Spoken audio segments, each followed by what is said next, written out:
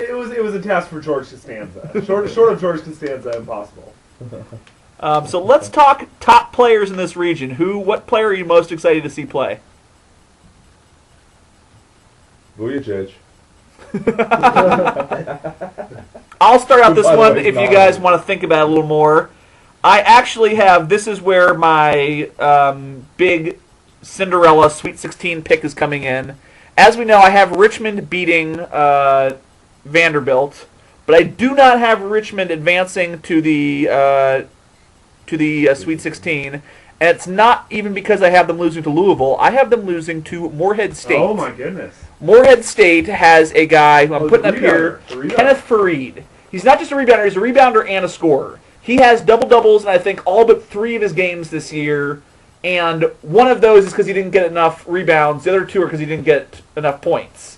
I mean, he rebounds like 16, 17 rebounds a game, just hauls them down, and he averages, I think, about 17 points a game, too, so he's a pretty good scorer as well. And all the games where he doesn't have double-doubles, his team still won. It's because they were doing so well. Big games, he shows up. He's an NBA talent. I think if he's not a lottery pick, there's some dummies out there. Because this guy, he's not going to be your Paul Pierce or your Dirk Nowitzki or your go-out-and-score guy. This guy has a spot on an NBA team as a lockdown defender, a rebounder, one of those Rodman guys that kind of gets you there, Bruce Bowens, James Posies, that are on championship teams that aren't meant to score, but he's great at rebounding, great at defense, and I think that's going to shine in this. And he overall seems to be a great guy. I think he's going to shine and be the breakout star of this section of the tournament. His name's Kenneth Fareed, in case I didn't say that earlier. Sounds like a future Spurs draft pick. Sounds like it. If he slips to where the Spurs would be at the end of the first round, they would consider themselves lucky, and I'm sure Popovich would take him. Hey, I mean, they did it with DeJuan Blair. Slipped to the second round. Great pick. Brandon, when you say he's a great guy, are you like personal friends with him? How are you aware of his personal character? Sports Illustrated did a entire 4 or 5 page spread on him, and he just appears to be a great guy from quotes and the university president and various people on campus saying stuff about him. Right, fair. Yeah, all you have to do, when you get interviewed by And his mom had cancer, so I feel like that builds character. I'll take back whatever I was about to say. Sorry, no, go ahead. I totally cut you off. If we're talking about players, Ray, I'll give you a little Juwan Johnson. If you think Purdue's going all the way, he's going to have to play lights out every game for that to happen. So if that's what you think is going to happen, then he's going to be amazing, and we got to keep an eye on him for this tournament. He's going to have to be a monster. I think that people that turn down the draft when they're kind of expected to go and they come back, I feel like they tend to shine. That's true. So we'll see. We'll see how he does. I'm going to be a homer and go with Ben Hansbrough. He's a great player, Big East Player of the Year. A little bit of the antithesis to Ray is a Morehead State friend, and that he's a big douchebag, but he knows how to play. But a problem with him is the Louisville game in the Big East tournament. He tries to put the team on his back every single time we play, and if he's missing, he just keeps shooting and shooting and shooting, and that could kill us or it could save us, because most of the time he's on, but if he's not, that could be a big problem for us. So what makes him a douchebag, as you... No one on campus is they love his skills, but he's just well known around campus that he's not. is there the a nicest- specific... I mean, I don't know him too well, but he's not too well liked around campus. I don't have any specific stories, but that's just his rep. I could be misrepresenting him, but from everything I've heard, he isn't even too well liked by his teammates. So. There's always a basketball player on every campus, I feel, that's good, but people just don't want to put up with. I mean, I know at Xavier, I don't know who it is now because I'm not there, but it was C.J. Anderson a couple of years ago. He's their starting small forward, but there were grumblings of sexual misconduct and various cheating and stuff, and no one really liked him. It happens. I'm sure at Pomona, Burroughs was the the star player, but a social outcast. I will say from Kansas, Marcus and Markeith, because they have similar names, I'm going to group them together as one person. And I think they're just going to be dominating. Real quick, Yep. I'll let you continue. I have a twin sister. I mean, are they even twins? I don't know if they're twins or if they're just brothers. They are twins, I believe. Okay, I think they're twins. But, come on. Marcus and Marquise, give me a break. Yeah. I'm sorry, parents. That's torture, Yeah. right? Yeah. Third. I Yeah. just had to okay. go Oh, ahead. there must have been so many miscommunications in the household. Yeah. It's rough being a twin in general. I mean, you only have half a soul, so you have to wait for your other twin to die in order to go to wherever you're So it's kind going. of like Voldemort, he split himself into 7 souls, basically. It's kind of like that with twins. Let's not Harry Potter reference here. Let's not go there yet. That wasn't on Ray's rundown. Nothing spoils a March Madness blog like a good old Harry Potter reference. You don't have the Daniel Radcliffe picture ready to go? No, sorry, no Daniel Radcliffe picture ready to Okay, go. okay. Nothing from Equus. Anyways. Wait, let's just go back real quick. You compared Marquis and Marquise to Voldemort from Harry Potter. This just in. More. But no, they're good. So continue. They're a player to watch. That's that's all I have to say about that. Question: what happened to Josh Selby? Oh, I think he's playing. I thought he he was out for like the first 15 games. I know that he seemed like he was playing too, but I didn't see him start the Big 12 championship. Oh, I don't Is know. he- I don't know. I think he played in the game, but I'm just wondering if he's in the doghouse or something. I hadn't heard anything about it because I he don't played, know. but I don't think he started. I could be wrong. I Maybe know. he did start. And I just didn't see him out there. Well, he was suspended the first 9 games. I know that, yeah. And he's probably just been in trouble. Also, I'm just going to throw this out there right now. I don't trust Kansas because they have a white point guard. That was a Kirk large. Heinrich, man. I believe you told us before this started you didn't want any racial issues brought up, and here you are. Reverse racism is totally fine. If you're going to just on your own race, please go ahead. Kirk Heinrich, how's he doing? Yeah. Kirk Heinrich, he's doing okay. Yeah, he is. He's had a very good NBA career, and he's a point guard from Kansas. Let's not jump to very good NBA career. Let's go to marginal NBA career. What? Just because he's not an all-star. He's riding the bench for my fantasy team right now. I picked him thinking he could do things that he's not Well, doing. see, he's on your team. Ray picked him, you know? What about Bob Cousy? I like now that we're standing up for white point guards. I'm not saying white people can't be good basketball players. Larry Bird, obviously great basketball player. Dirk Nowitzki, great basketball player. I'm just saying, other than Steve Nash, who's Canadian, so What that's about John Stockton? okay. John Stockton He is was legit. exception that proves the rule. Okay. Anybody else have a standout player, or are we moving on? Moving on. We're moving on to, I think, what we all agree to be the weakest region in this entire thing, the Southeast region. Yes, sir. So, Elephant in the room. St. John's is gonna make some noise. That's what everyone's thinking right now. Yeah, that's No. exactly what, I know that's exactly what I was everyone thinking, is thinking Burris. that right now.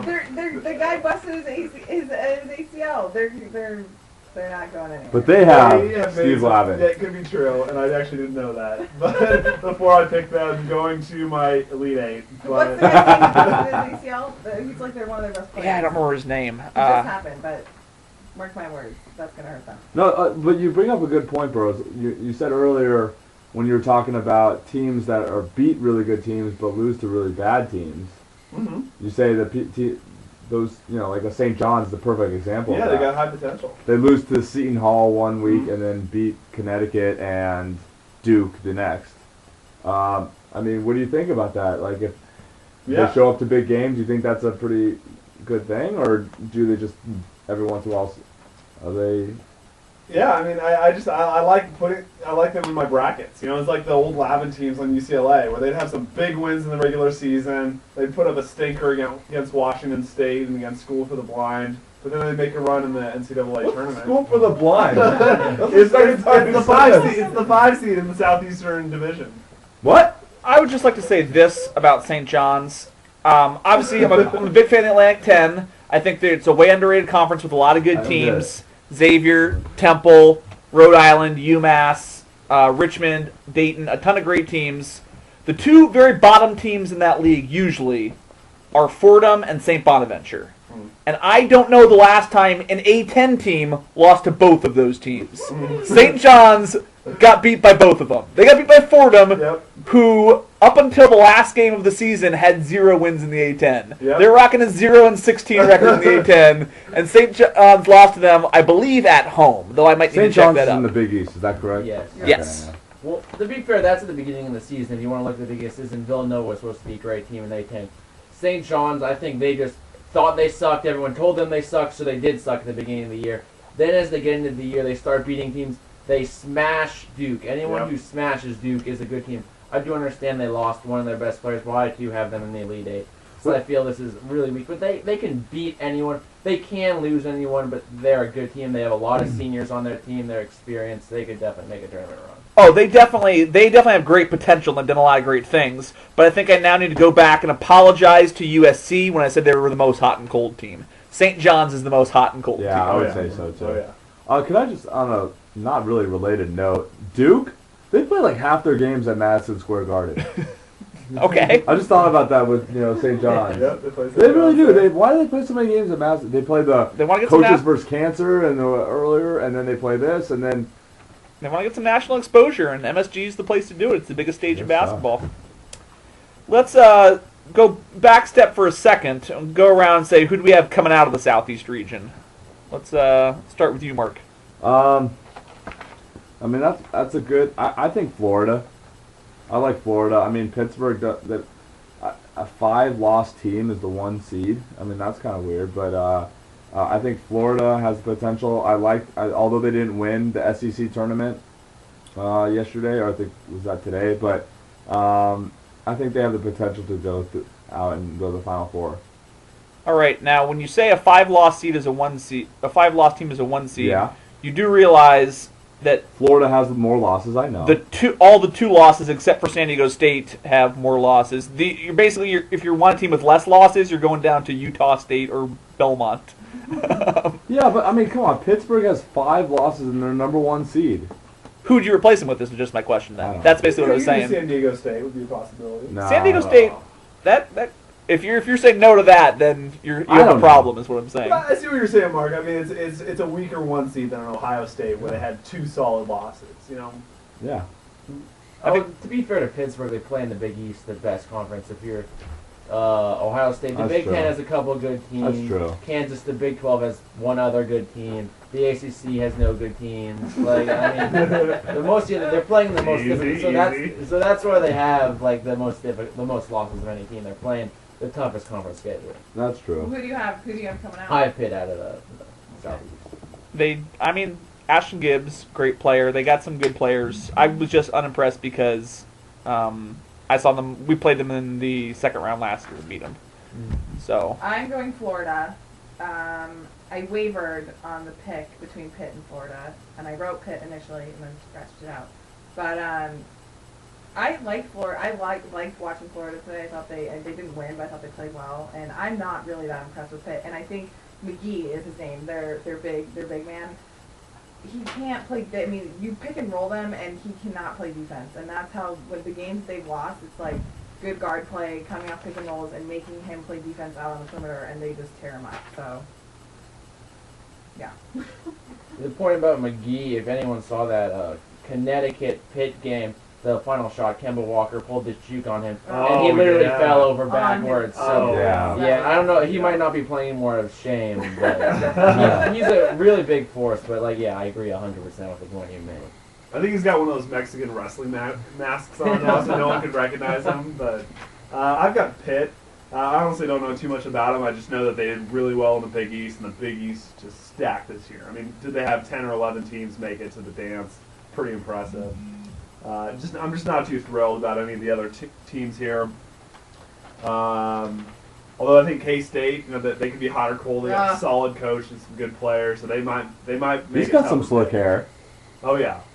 Look into him. He is the scariest coach in the NCAA. Oh yeah. We played him last year in the Sweet 16, and he was shooting laser beams out of his eyes. It was pretty awesome. I am going with Florida, and here's my rationale. Pitt, I have doing pretty well. My problem with Pitt is extremely consistent. They're very good. They play in the Big East. They have an excellent team, and they always play well, but I've never seen them play exceptional. Pitt's basic modus operandi is we will play this well, which is an 8.5 or a 9, come up and beat us. I've never seen them turn it up to 10 or 11 as this is Spinal Tap would have. And I think that if a team gave them their best shot, Pitt's always going to give you the same level of play. I could see them losing to a couple teams along the way. I can't see them losing to UNC Asheville, obviously, or Arkansas Little Rock. And I can't see them losing to either Butler or Old Dominion. But Wisconsin, I think, could give them a run in the Sweet 16, and I think Florida could give them a run in the Elite 8. Or if Michigan State and Tom Izzo want to go on their run, they could maybe do something as well. I have Florida winning because I brought up earlier how it's hard to play at certain stadiums. Only one team has come into Xavier University Cintas Center in the last 4 years and beaten the Musketeers in Cincinnati. Pomona College. And that is this year's Florida Gator team. Oh, okay. So I've seen them in person. They have a very solid team. Yeah, I see what you mean about needing to turn it up in these NCAA games because they get pretty intense and you need to turn it up to 9.5, 10, or 11. I think a great game in the tournament last year was the Xavier-Kansas State game. Both teams turned it up to 10 or more. See, and I obviously am a diehard Wisconsin fan. Love them my whole life. And I have them going against Pitt and losing. But I am slightly nervous with the Kansas State game because when Wisconsin wants to play well and they want to win, they're nearly impossible to beat. They play very, very well. They play a certain style that they slow the game down. They play their way, and a lot of teams can't handle it. But especially that loss to Penn State just a couple days ago was terrible, and they look like they're kind of coming down. Like they were playing really high, and then that second game against Ohio State they lost, and then ever since then I feel like it's just been kind of like a downhill. So I'm really hoping, Badgers, that you can pick it up and that they'll get their game against Pitt, which I think could be a good game. Sarah, you bring up a really good point in the fact that it is really a lot about momentum, and and how we finish in that conference tournament really does help a lot. So when you look at between Duke, right? Duke is playing on all cylinders right now. Yep. Who won the Big East? UConn. UConn.